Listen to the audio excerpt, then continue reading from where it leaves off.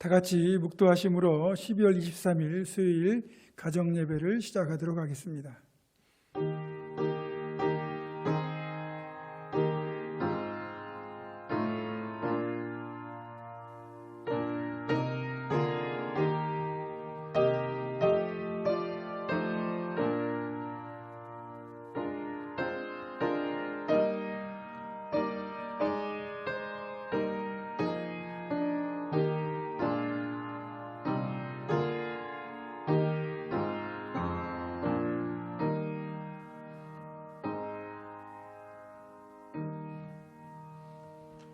함께 찬송하겠습니다. 찬송가 211장 값비싼 향유를 주께 드린 찬송하겠습니다.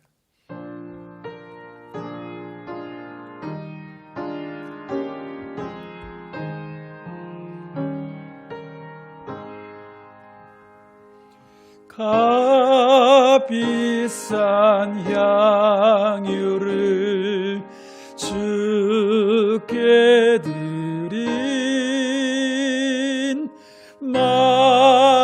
막달라 마리아 본받아서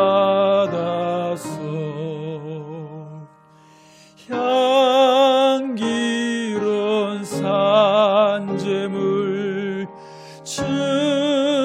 주님께 바치리 사랑의 주 내 주님께 연약한 자에게 힘을 주고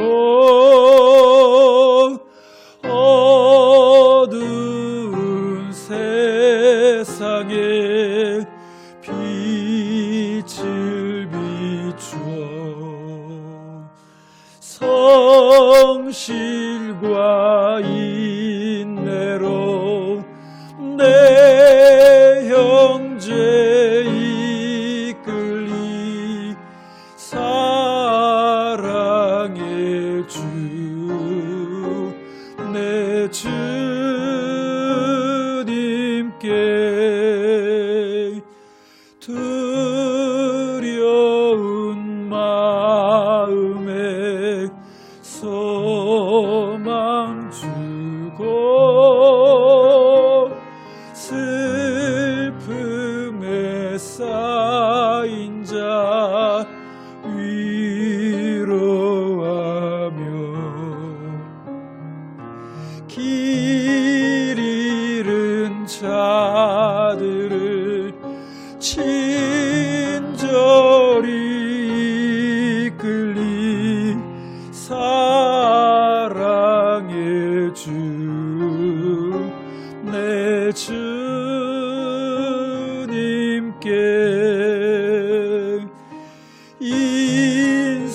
인생의 황혼이 깃들어서 이 땅의 수고가 끝날 때에 주님을 섬기다 평안히 가리라 사랑의 주 내 주님께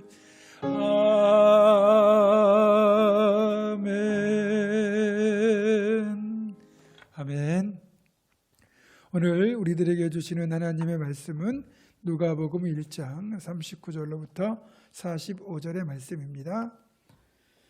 신약 87쪽입니다. 누가복음 1장 39절로부터 45절의 말씀을 교독하겠습니다. 제가 먼저 읽습니다. 이때 마리아가 일어나 빨리 산골로 가서 유대 한 동네에 이르러 엘리사벳이 마리아가 무난함을 들음에 아이가 복중에서 뛰노는지라 엘리사벳이 성령의 충만함을 받아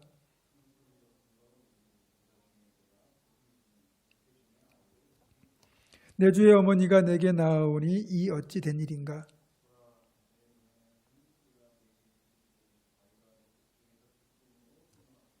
함께 있습니다.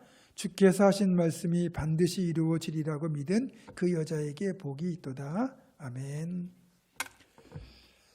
우리가 오늘 읽은 누가복음 1장을 보면 특별한 믿음의 여인 두 사람이 소개되고 있습니다. 한 사람은 사가랴의 아내이자 훗날 세례 요한의 어머니가 되는 엘리사벳이고요. 또 하나는 우리가 잘 아는 마리아입니다. 아시는 것처럼 두 사람에게는 공통점이 있습니다. 첫 번째는 둘 다 믿음으로 살아가는 경건한 여성이었다는 것이고, 또 두 번째는 천사 가브리엘을 통해 수태고지를 받았다는 공통점이 있습니다. 세 번째는 엘리사벳에게서 태어난 이 세례 요한은 예수님의 오실 길을 예비하는 귀한 사람이 되었고, 또 마리아로부터 태어난 예수님은 우리를 구원하시기 위한 메시아가 되셨다는 거죠. 마리아의 친족 중에 이제 아론의 자손 중 아비야 반열에 해당하는 제사장 가정인 사가랴와 엘리사벳 부부가 있었습니다. 이 부부는 하나님 앞에 의인으로 인정받을 정도로 그렇게 의롭고 경건한 삶을 사는 흠도 없고 신실한 부부였는데, 한 가지 안타까운 사실은 결혼하고 나이가 들도록 자녀가 없었다는 사실입니다. 그래서 오랜 시간 자녀가 없었기 때문에 이 자녀에 대한 소망이 끊어질 때가 거의 다 되었음에도 불구하고 사가랴와 엘리사벳은 포기하지 않고 하나님의 은혜를 간구합니다. 그리고 그들의 간구는 결국 응답되어 아들을 낳는 것으로 이어지죠. 마치 구약에서 기도하는 여인 한나의 모습이 그대로 떠오릅니다. 이런 엘리사벳을 통하여 하나님은 두 가지 놀라운 일을 행하셨습니다. 첫 번째는 마리아의 가장 큰 위로자, 격려자가 되었다는 거죠. 또 하나는 엘리사벳의 아들 세례 요한이 예수님의 오실 길을 예비하는 귀한 사람으로 쓰임 받았다는 사실입니다. 먼저 엘리사벳이 어떻게 마리아의 위로자, 격려자가 되었는지를 살펴보겠습니다. 천사 가브리엘로부터 그렇게 마리아가 이제 하나님의 능력으로 메시아를 잉태할 것을 그렇게 알게 되었는데, 가브리엘은 그 자리에서 이에 대한 증표로 마리아의 친족인 엘리사벳이 본래 임신하지 못하던 여인이었는데 임신을 해서 하나님의 은혜로 임신을 해서 벌써 6달이 되었다는 사실을 알려줍니다. 그렇게 이제 가브리엘이 수태고지를 하고 마리아를 떠난 뒤에 마리아는 가브리엘이 알려준 대로 친족 엘리사벳이 정말로 임신했는지를 알고 싶어서 엘리사벳이 사는 그 유대의 산골 마을을 찾아갑니다. 사실 여부를 확인하고 싶었던 거죠. 사실 엘리사벳이 임신한 지 6개월이 지났어도 지금처럼 통신이 발달하지 않았고 또 왕래가 쉽지 않던 시절이기 때문에 마리아에게까지 임신 사실이 알려지기는 꽤 어려웠을 겁니다. 그래서 엘리사벳의 임신 사실을 모르던 마리아는 이 사실을 확인하고자 가브리엘이 떠난 뒤 즉시 엘리사벳이 사는 그 산골 마을로 발걸음을 재촉합니다. 마리아가 그렇게 이제 열심히 이동해서 엘리사벳의 집에 들어갔을 때, 그래서 엘리사벳에게 문안할 때 놀랍게도 엘리사벳의 태중에 있던 아기가 갑자기 반응을 보이는 겁니다.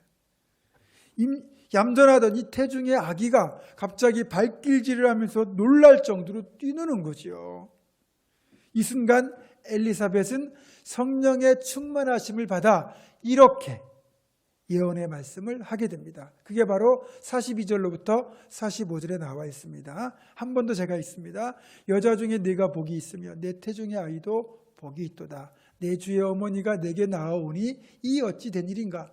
보라, 네 문안하는 소리가 내 귀에 들릴 때에 아이가 복중에서 기쁨으로 뛰놀았도다. 주께서 하신 말씀이 반드시 이루어지리라고 믿은 그 여자에게 복이 있도다.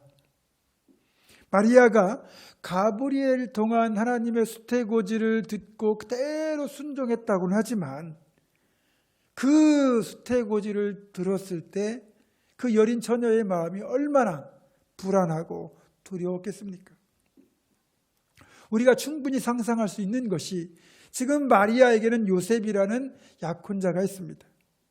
그런데 그 약혼자와 잠자리를 하지 않은 상태에서 임신을 하게 된다면, 물론 이게 성령으로 말미암아 임신을 하는 거지만 이걸 알 수가 없잖아요. 그러면 성령으로 말미암아 잉태를 했다고 하면 그걸 누가 믿어주고 그걸 누가 인정하겠습니까? 자칫 돌에 맞아 죽을 수도 있는 상황이 되는 거죠. 마리아가 그걸 모를 리가 없습니다. 하나님의 말씀이기에 주의 여종에게 그대로 이루어지다라고 순종하며 받아들이긴 했지만 앞으로 자신에게 닥쳐올 일들이 어떤 것인지를 생각해 본다면 너무나 두렵고도 불안할 수밖에 없는 거죠. 그래서 마리아는 가브리엘이 알려준 대로 엘리사벳이 정말 임신했는지 그 사실 여부를 확인하기 위하여 즉시 엘리사벳의 집으로 달려간 겁니다. 그런데 그렇게 엘리사벳을 문안하는 그 자리에서 엘리사벳이 성령의 충만함을 받아가지고 마리아를 축복하잖아요. 여자 중에 너에게 복이 있고 내 태중의 아이도 복이 있도다. 내 주의 어머니가 내게 나오니 아이가 내 복 중에서 기쁨으로 뛰놀았도다. 주께서 하신 말씀이 반드시 이루어지리라고 믿은 그 여자에게 복이 있도다라고 말하잖아요. 여러분, 두려움과 불안한 마음을 안고 여기까지 달려왔는데 엘리사벳을 통하여 그렇게 마리아를 축복하는 하나님의 말씀을 또 듣게 되었잖아요. 이것이 마리아에게는 이루 말할 수 없는 위로와 격려가 되었다는 겁니다. 그리고 마리아가 자신이 만나고 들었던 하나님의 음성을 흔들림 없이 확신하고 순종하는 원동력이 되어준 거죠.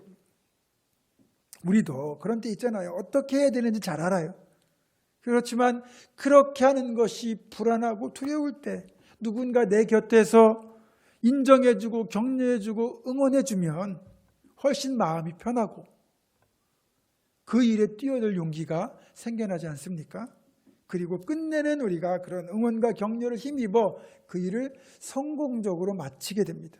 그만큼 확신을 주는 격려와 위로, 응원은 큰 힘이 되는 거죠. 이건 마리아에게도 동일했다는 겁니다. 엘리사벳의 그 위로와 격려가 마리아에게 큰 힘이 되어줬고 끝내는 성모 마리아가 될 수 있도록 그렇게 도와준 것이고 그래서 성탄이 가능했던 겁니다. 엘리사벳은 이렇게 성탄이 온전히 이루어질 수 있도록 귀한 동역자가 된 거죠. 그 다음으로 엘리사벳은 아들 세례 요한을 예수님의 오실 길을 예비하는 선구자로 잘 세웠습니다. 요한을 잉태한 날부터 엘리사벳은 이 아들이 광야에 외치는 소리가 되어 주님의 오실 길을 예비하는 자가 될 것을 알았기 때문에 기도와 말씀으로 요한을 잘 양육했습니다. 엘리사벳이 이렇게 요한을 기도와 말씀으로 양육한 결과 요한은 신앙의 사람, 성령의 사람으로 성장하여 훗날 예수님의 공생애 이전에 먼저 하나님의 나라를 선포하며 사람들에게 회개의 세례를 베풀었고 공생애를 시작하시는 예수님에게 요단강에서도 세례를 베풀었습니다. 세례 요한은 사역을 한 동안 철저히 예수님의 그림자가 되어 주님 오실 길을 예비하였고 비록 헤롯의 칼날에 안타깝게 순교하긴 했지만 예수님은 그런 세례 요한을 가리켜 여자가 낳은 자 중에 가장 큰 자라고 그를 칭찬하실 정도였습니다. 아마도 세례 요한이 이렇게 주님 앞서 먼저 그 길을 예비하지 않았다면 주님의 공생의 계획에 차질이 빚어질 수도 있었을 겁니다. 그만큼 엘리사벳은 마리아가 하나님의 계획에 잘 순종하여 예수님을 잉태할 수 있도록 도와주었고 또 자신의 아들 요한을 잘 양육해서 예수님의 사역에 직접적인 도움이 되도록 만들었습니다. 엘리사벳의 이 모든 섬김이 성탄과 공생애까지 이어졌고 엘리사벳은 이렇게 하나님의 역사에 귀하게 헌신하는 귀한 믿음의 여성이 되었던 것입니다. 늘 말씀드리지만 예수님께서 이런 말씀을 하셨어요. 마태복음 10장 41절과 42절인데 함께 읽겠습니다. 시작. 선지자의 이름으로 선지자를 영접하는 자는 선지자의 상을 받을 것이요 의인의 이름으로 의인을 영접하는 자는 의인의 상을 받을 것이요 또 누구든지 제자의 이름으로 이 작은 자 중에 하나에게 냉수 한 그릇이라도 주는 자는 내가 진실로 너희에게 이르노니 그 사람이 결단코 상을 잃지 아니하리라 하시니라. 아멘. 자, 선지자를 영접하는 자에게는 선지자의 상을, 의인을 영접하는 자에게는 의인의 상을, 제자를 영접하는 자에게는 제자의 상을 동일하게 주시겠다는 겁니다. 하나님의 일을 감당하는 데 있어서 그 일을 맡은 사명자, 사역자뿐만 아니라 그 일이 가능하도록 돕고 함께하는 그 동역자에게도 동일한 상급을 주시겠다는 약속이에요. 그렇다면 엘리사벳은 마리아로 하여금 하나님의 계획에, 위대한 계획에 온전히 순종할 수 있도록 돕고 격려했기에 마리아처럼 하나님 앞에 큰 상급을 받았을 겁니다. 그의 아들 세례 요한이 여자가 낳은 자 중에 가장 큰 자라는 칭찬을 받고 인정을 받았던 것처럼 엘리사벳 역시 아들 세례 요한과 동일한 칭찬과 상급을 받았을 것입니다. 엘리사벳의 이런 귀한 모습은 정말로 우리가 본받고 닮아가야 될 모습이기도 합니다. 이런 아름다운 섬김, 아름다운 사역의 모습은 우리가 정말 힘써 닮아가야 되겠죠. 하나님은 이렇게 하나님의 일을 행하시고 성취하실 때 누군가의 동참과 섬김을 통해 그 일을 진행하고 이루어 가십니다. 마리아가 하나님의 말씀에 순종함을 통하여 하나님의 위대한 역사에 참여했던 것처럼 또 엘리사벳이 위로와 격려를 통하여 마리아를 도왔던 것처럼 우리도 하나님 말씀에 순종하며 또 동역한 일에 힘써야 되지 않겠습니까? 성탄을 이틀 남겨둔 이 밤, 마리아의 순종을 본받겠다는 결단과 엘리사벳의 위로와 격려의 삶을 닮아가겠다는 결단이 우리 모두에게 있기를 주님의 이름으로 축원합니다. 기도하겠습니다. 사랑의 아버지 하나님, 2000년 전 말구유 위에 사람의 모습을 성육신하셔서 우리를 살리기 위한 갓난아기의 모습으로 오신 예수님에게 자신의 몸과 삶을 다 내어드린 마리아처럼 또한 마리아가 그 헌신을 감당할 수 있도록 위로자가 되어주고 격려자가 되어주고 세례 요한을 통하여 주님 오실 길을 예비시켰던 엘리사벳처럼 순종과 헌신과 희생의 삶을 결단한 우리 모두가 되게 하여 주옵소서. 우리 주 예수님의 이름으로 기도하옵고 이제는 우리 주 예수 그리스도의 은혜와 하나님의 사랑과 성령의 교통하심이 마리아처럼 엘리사벳처럼 헌신과 순종과 격려와 동역의 삶을 살 것을 결단하는 사랑하는 우리 부문주와 함께 모든 성도들과 이들의 가정과 생업과 앞날과 우리 교회 위에 지금부터 영원토록 함께 하시옵기를 간절히 축원하옵나이다. 아멘.